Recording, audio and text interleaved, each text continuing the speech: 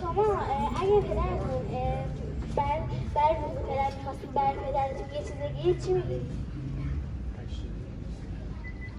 همه چیز یا ماشین یه بار دیگه بگید ماشین یا خونه هر چیزی. بله به نظر من اینقدر ارزش پدر زیاده که هر چی که براش بگی باز ارزشش کم نمیشه و اینقدر پدر مهربونه که هر چی براش بگیری اصلا این کفایت نمیکنه اون خدا. به نظر شما چرا ولادت حضرت علی به نام روز پدر احساس شده؟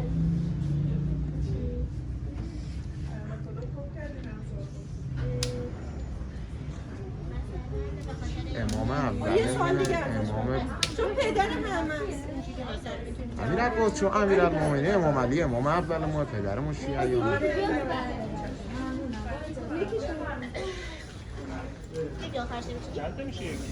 یه سوال ساده بپرس. بلند جواب. خب امیر عباس جان هیچ کادویی نمیتونه محبت یک پدر رو و یک فرزند جبران بکنه. شما فکر می‌کنید با رفتارت یک کادویی به پدرت بدی چه رفتاری میکنی که پدرت ازت خوشحال بشه؟ به حرفش گوش میدم و به خونه بگم. خیلی ممنون.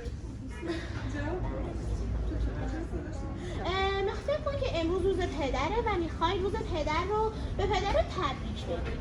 این روی پدر شماست. فکر کن میخوای با یه جمله محبت آمیز به پدر تبریک بگی. چی بهش میگی؟ لطفا بدونی نگاه کن. میگم روز مبارک. ممنونم که واسه من زحمت بکشی و همه کار که میتونی واسه من انجام بدی. خیلی ممنون. خیلی ممنون. عالی بود.